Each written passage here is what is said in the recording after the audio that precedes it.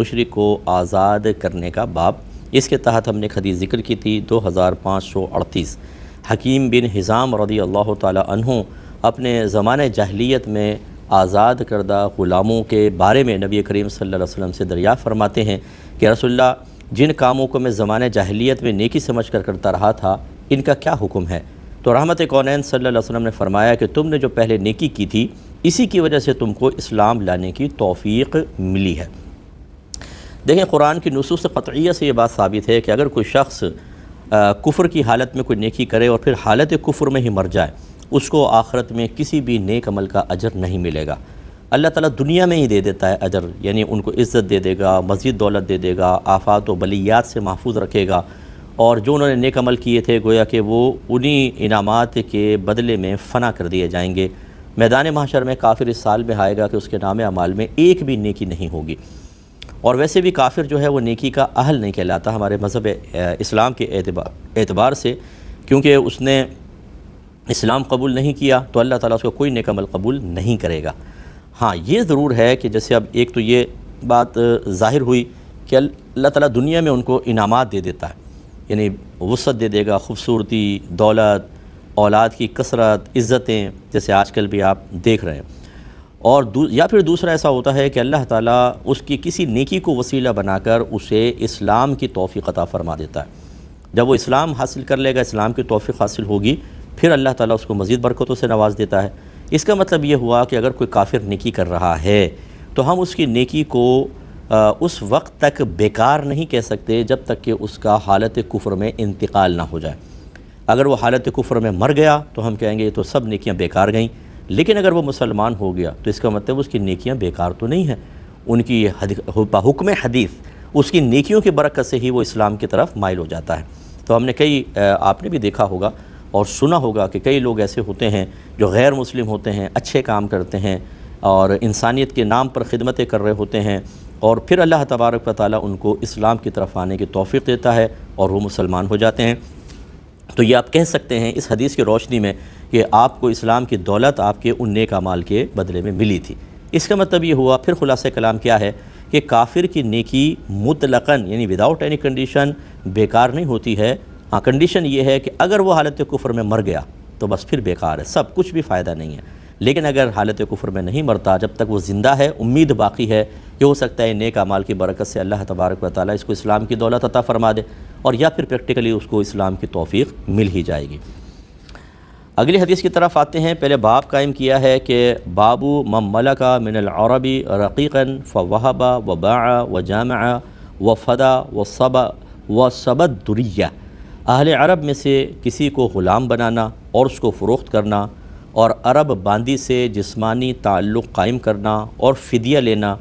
اور بچوں کو قید کر کے غلام بنانا اور پھر ہبہ کرنا، یعنی کسی کو تحفتاً دے دینا، ان سب کا باب۔ اس میں حدیث ذکر کی ہے اور دو حدیثوں کو ایک ہی جگہ، کیونکہ بعض اوقات متن ایک ہوتا ہے اور جو سند حدیث ہوتی ہے اس میں تھوڑا تھوڑا فرق ہوتا ہے، تو امام بخاری ایک ہی جگہ ایک حدیث کو ذکر کرتے ہیں لیکن اس کے نمبر 2 ہوتے ہیں۔ تو یہ 2539 اور 2540 نمبر حدیث پاک ہے کہ حضرت عروہ نے ذکر کیا کہ مروان اور حضرت مسور بن مخرمہ ان دونوں نے خبر دی کہ جب نبی کریم صلی اللہ علیہ وسلم کے پاس حوازن کا وفد آیا تو آپ کھڑے ہو گئے۔ حوازن سے جنگ ہوئی تھی اور ان میں سے بہت سے لوگ طائب ہو کر پھر آ گئے، اور ان کے کچھ قیدی یہاں پر تھے۔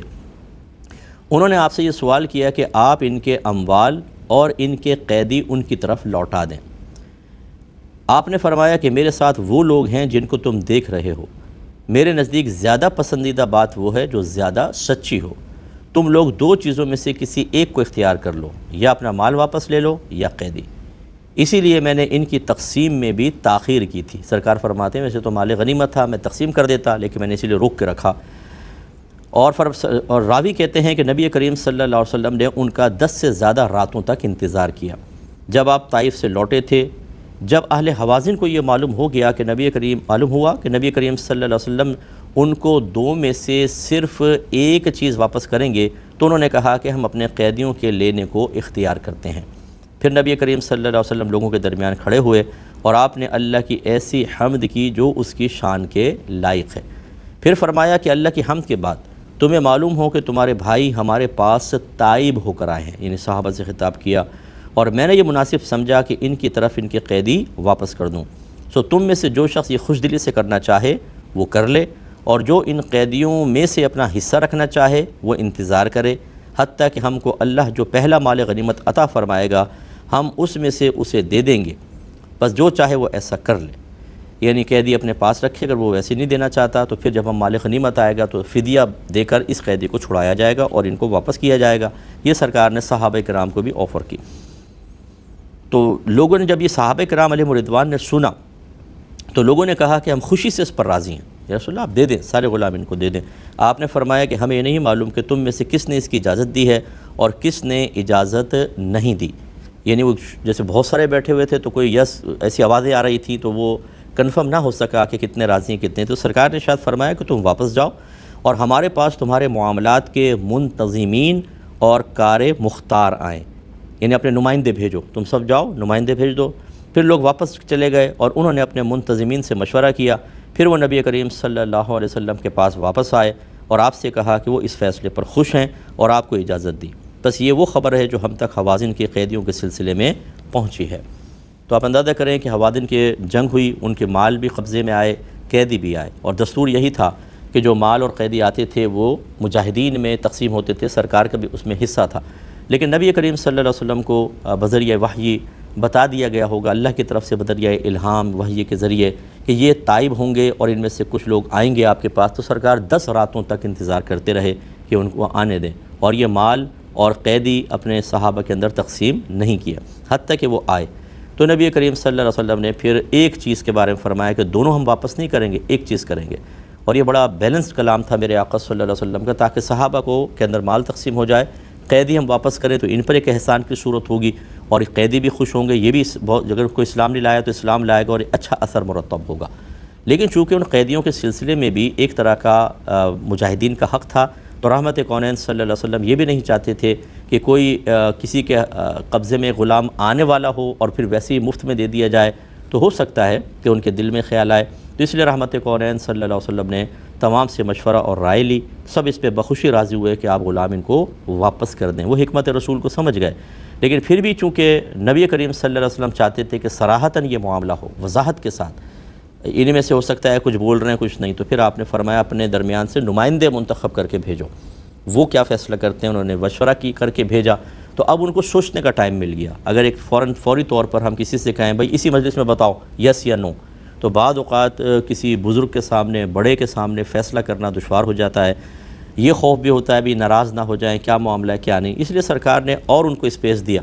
کہ آپ جائیں مشورہ کریں، اپنے منتظمین کو بھیجیں۔ جب منتظمین آئے سب نے یہی فیصلہ کیا رسول اللہ ہم اس پر خوش ہیں، آپ جو فیصلہ فرمانا چاہیں، پھر رحمت کونین صلی اللہ علیہ وسلم نے غلام واپس کیے۔ تو اس سے جو بھی ایسے حضرات ہیں جن کے ماتحت کچھ افراد ہوتے ہیں، چاہے وہ تنظیم چلا رہے ہوں، کوئی دینی تنظیم ہو، یا کسی سفر پر گئے ہوں، یا کوئی اور انتظامات وغیرہ کے معاملات ہوں، جو اپر لیول پر ہوتا ہے اس کو اسی طریقے سے اپنے ماتحت لوگوں کے جذبات، احساسات، ان کے حقوق کا خیال کرنا چاہیے، اور کسی بھی جہت سے کوشش ہونی چاہیے کہ شیطان کامیاب نہ ہو سکے۔ یہ تو خیر نفوس قدسیہ تھے، لیکن عمومی طور پر جب اس قسم کے معاملات ہوتے ہیں تو فوراً شیطان دلوں کے اندر بات ڈال دیتا ہے، بدگمانی پیدا کر دیتا ہے، غصہ پیدا کر دیتا ہے، اور غلط قسم کے مشورے دینا شروع کرتا ہے۔ اس لیے آپ دیکھیں ہمارے گھروں کے اندر لڑائی جھگڑے ہو جاتے ہیں، ماں باپ کے فیصلوں پر بعض اوقات اولاد لڑ بیٹھتی ہے، ماں باپ پوچھتے ہیں کہ بھئی ایسا کرنا ہے نہیں کرنا، تو بعض بولتے نہیں ہیں کہ بولیں گے تو سب ہمیں، لیکن پھر باہر جا کر پھر اس پہ شور مچاتے ہیں، بعض وصیتوں کو عدم قرار دینے کی کوشش کرتے ہیں، اور اس طریقے سے پھر فتنہ فساد پھیلتا ہے۔ تو اس لیے اس حدیث میں اگرچہ غلاموں کے بارے میں حدیث ہے، لیکن سیکھنے کے بڑے پہلو ہیں کہ رحمت کونین صلی اللہ علیہ وسلم بہت ہی پیارے انداز سے، بڑی حکمت کے ساتھ آپ اس طرح کے معاملات کیا کرتے تھے کہ کسی جانب سے اعتراض نہ ہو، کوئی آپ سے بدگمان نہ ہو، کیونکہ نبی کریم کو تو نقصان نہ ہوتا، بدگمانی کرنے والا تباہ ہو جاتا، اور اسی طرح حقوق کا بھی سرکار نے خیال رکھا اور سب کی مرضی کے مطابق فیصلہ فرمایا، اور بہت ہی اچھا فیصلہ کیا، اس سے ہمیں سیکھنا چاہیے۔ 2541 نمبر حدیث پاک ہے،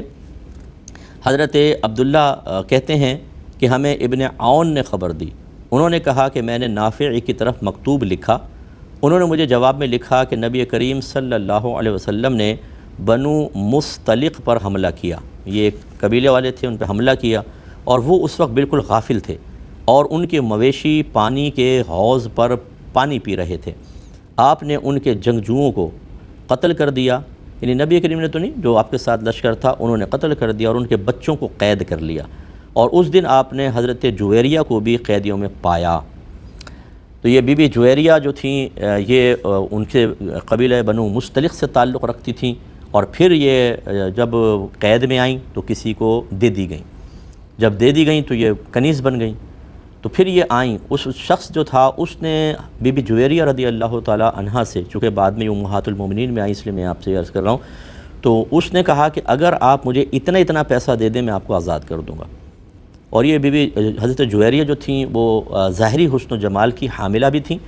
اور اس کے علاوہ یہ سرداروں کے خاندان سے تعلق رکھتی تھی۔ تو یہ پھر نبی کریم صلی اللہ علیہ وسلم کے پاس آئیں اور درخواست کی کہ یا رسول اللہ آپ میری طرف سے میرا بدلہ دے دیں تاکہ میں آزاد ہو جاؤں۔ اس کو بدلے کتابت کہتے ہیں، ایک یہ جو معاہدہ ہوتا ہے کہ اتنا پیسہ دو ہم تمہیں آزاد کر دیں گے، اس کو کتابت کہتے ہیں، عقد کتابت۔ تو اور جو اس کا وہ بدلہ دے گی اس کو بدلے کتابت کہتے ہیں۔ اب وہ بی بی جویریہ کے پاس تھا نہیں، انہوں نے کہا میرا تو سب چھن گیا ہے، تو آپ میری طرف سے یہ دے دیں۔ رحمت کونین صلی اللہ علیہ وسلم نے فرمایا کہ کیا میں تمہیں اس سے بہتر مشورہ نہ دوں؟ انہوں نے کہا جی بتائیے۔ سرکار نے فرمایا یہ ہے کہ میں تمہارا یہ ادا کر دیتا ہوں اور پھر تم سے نکاح کر لیتا ہوں، گویا کہ آزاد کر کے نکاح۔ تو وہ اس پہ راضی ہوئیں اور پھر آپ امہات المومنین میں داخل ہوئیں۔ اس سے آپ اندازہ کریں، یہ تو ایک چلیں مطلقاً حدیث اور باب قائم کیا کہ حملہ ہوا، ان کے جوانوں کو مارا گیا، جو جنگجو تھے یقینی سے جنگجوؤں کو، اور بچوں کو قید کر لیا گیا، بعد میں بچوں کو چھوڑ دیا ہوگا۔ تو حضرت جویریہ رضی اللہ تعالی عنہا انہی لوگوں میں تھیں۔ اب یہ اس قطع نظر کے کس باب کے تحت یہ حدیث ہے جو میں آپ کو عرض کرنا چاہ رہا ہوں، دیکھیں کہ اللہ تبارک و تعالیٰ کی خفیہ تدبیر پر کوئی واقف نہیں ہو سکتا۔ اس نے بڑے معاملات کیے ہوتے ہیں۔ ایک کوئی بچی کسی مطلب غیر مسلم خاندان میں پیدا ہوئی، حتیٰ کہ جوان ہوئی، سرداروں کے خاندان میں، اور جو سردار قسم کے ہوتے ہیں وہ اپنے مذہب کے اندر بہت پختہ ہوتے ہیں، کیونکہ وہ اکثر کسی کی اطاعت تو کرنے کے لیے تیار نہیں ہوتے، نصیحت سننے کے لیے تیار نہیں ہوتے، لیکن اللہ کا ازلی فیصلہ یہ تھا کہ یہ ان غیر مسلمین کے گھر میں پیدا ہونے والی بچی جوان ہوگی، پھر ایک وقت آئے گا مسلمان حملہ کریں گے، پھر یہ قید ہو کر آئیں گی، حتیٰ کہ ہمارے آخری نبی کے عقد میں داخل ہوں گے۔ اور یہ قبیلہ بنی مستلق جو تھا، جب یہ آپ ہوئیں تو وہ آپ کی طرف مائل ہوئے، یعنی ان میں بہت سارے لوگ جو ہیں وہ مطلب انہوں نے پھر وہ یقینی سی بات ہے کہ عربوں کے ہاں یہ بہت ہی زیادہ اس بات کا خیال رکھا جاتا تھا کہ ہمارے خاندان کی بچی اگر کہیں گئی ہے تو پھر اب ہم ان سے جنگ نہیں کریں گے، ان کے خلاف کسی کی مدد نہیں کریں گے۔ اس طرح رحمت کونین صلی اللہ علیہ وسلم نے اللہ کے حکم سے یہ حکمت بھی اختیار فرمائی کہ مختلف قبائل کی خواتین سے نکاح کیا تو اسلام ان کی مخالفت سے محفوظ ہو گیا۔ تو آپ یہ دیکھیے کہ اس کا مطلب یہ ہوا کہ ہم ایک ظاہری طور پہ دنیا کو دیکھ رہے ہوتے ہیں، لیکن ہم کسی بھی چیز کے انجام پر چونکہ واقف نہیں ہوتے، فیوچر پر ہمیں اطلاع نہیں ہوتی، تو ہم اپنے ذہن کے مطابق نتائج مرتب کرتے ہیں، لیکن اللہ کی خفیہ تدبیر کچھ اور طرز عمل اختیار کر رہی ہوتی ہے۔ سمجھانے کا مقصد یہ ہے کہ کسی کے بارے میں ہم کوئی حتمی فیصلہ مطلب کوئی شیورٹی کے ساتھ، اخروی معاملات کی بات کر رہا ہوں، کوئی فیصلہ نہیں کر سکتے، اسی طرح فیوچر کے سلسلے میں کوئی حتمی بات یا شیورٹی کے ساتھ کوئی بات نہیں کہہ سکتے۔ مثال کے طور پہ ایک شخص زانی ہے، مسلسل زنا کر رہا ہے، اب آپ نے کہا یہ تو جہنم میں جائے گا، یار یہ کبھی نہیں توبہ کر سکتا۔ ہم کیسے جان سکتے ہیں؟ ہو سکتا ہے اللہ تعالیٰ اس کو توفیق دے، وہ توبہ کرے، توبہ کرنے کے بعد علم دین سیکھے، پھر عالم دین بن جائے، پھر بہت بڑا مبلغ بنے اور کثیر لوگوں کو جنت میں لے جانے کا سبب بنے، ہمیں کیا معلوم؟ اس لیے اچھی طرح یاد رکھیں کہ کسی کے بارے میں مطلب اس کو حقیر سمجھ کر یہ گمان کرنا کہ یہ تو تباہ ہوگا، اور اپنے بارے میں گمان کرنا کہ میں عافیت میں رہوں گا، میرے ساتھ کوئی برا معاملہ نہیں ہو سکتا، یہ بالکل غلط ہے۔ جیسے اللہ تعالیٰ کی خفیہ تدبیر کسی کو زمین سے اٹھا کے آسمان تک پہنچا دیتی ہے، ایسے ہی اللہ تبارک و تعالیٰ نے ہمارے حق میں کیا فیصلہ کیا ہے کہ اگر ہم آسمان پر ہیں اور اس نے زمین پہ گرانے کا فیصلہ کیا ہو تو کوئی اس کو نہیں روک سکتا۔ اسی لیے اگر آپ دیکھیں گے انبیاء علیہم السلام وہ ہمیشہ اللہ سے ڈرتے رہے، صحابہ کرام، اہل بیت اطہار، اولیاء کرام کا معاملہ، لاکھوں لوگ پیچھے ہیں ان کے، لیکن خوف زدہ ہیں، کیا پتہ اللہ تعالیٰ ناراض ہو جائے، ہو سکتا ہے ایمان کا مسئلہ ہو جائے، تو وہ زوال ایمان کے بارے میں انتہائی خوف زدہ رہتے تھے اور اپنی ایمان کی حفاظت کے لیے مسلسل کوششیں کرتے تھے۔ لہٰذا اگر ہم نیک ہیں، پرہیزگار ہیں، متقی ہیں، نمازی ہیں، علم دین ہمارے پاس ہے، تہجد گزار ہیں، آپ نے بڑے عمرے کی ہیں، بہت حج کی ہیں، تو اس کا مطلب یہ نہیں ہے کہ اس بات کی گارنٹی آپ کو حاصل ہو گئی کہ وفات بھی حالت ایمان پر ہوگی۔ اللہ سے حسن ظن ہمیشہ قائم رکھنا چاہیے۔ اللہ تعالیٰ بڑا کریم ہے، لیکن یہ پاسبل ہے کہ ایسا بھی ہو جائے۔ جب ہم اس برے انجام کو بعض اوقات فراموش کر دیتے ہیں، پھر ہمارے اندر کا فرعون جاگتا ہے، ہم تکبر کرتے ہیں، بڑے بڑے منہ سے جملے بولتے ہیں، تمہاری کیا حیثیت ہے، تم تو جاؤ گے جہنم میں، تو آپ کہاں جائیں گے حضرت؟ جنت الفردوس میں۔ آپ کے بارے میں کیسے فیصلہ ہو گیا؟ تو میں اگر ایک عالم دین ہوں، ایک مفتی ہوں، مجھے عوام سے زیادہ ڈرنا چاہیے۔ اگر اللہ نے کوئی مقام مرتبہ دیا ہے، مقام عزت دیا ہے، تو اس کا مطلب یہ تو نہیں ہے کہ ہم اپنے انجام سے غافل ہو جائیں۔ اللہ تعالیٰ نعمت دیتا ہے، چھین بھی لیتا ہے۔ یہ ہمارے مطلب علماء کا، اکابرین اسلام کا مسلمہ عقیدہ ہے کہ زوال نبوت کبھی نہیں ہوگا۔ اللہ نے جب کسی کو نبی بنایا تو اس سے نبوت نہیں چھینتا، لیکن سلب ولایت تو ہوتی ہے۔ بعض اوقات اللہ تعالیٰ کسی کو ولایت عطا فرماتا ہے اور پھر اس سے ولایت کو چھین لیتا ہے، سلب فرما لیتا ہے۔ ایسے ہی بزرگیاں چھن جاتی ہیں، عزتیں چھن جاتی ہیں۔ مجھے بھی ڈرنا چاہیے، آپ بھی اللہ تعالیٰ سے خوفزدہ رہیں۔ اور اسی طرح کسی کے بارے میں یہ گمان کرنا، مثلا کوئی انگریز ہے، کوئی غیر مسلم ہے، اس کے بارے میں یہ گمان کرنا کہ یہ ضرور جہنم میں جائے گا، یہ ایسا نہیں کریں۔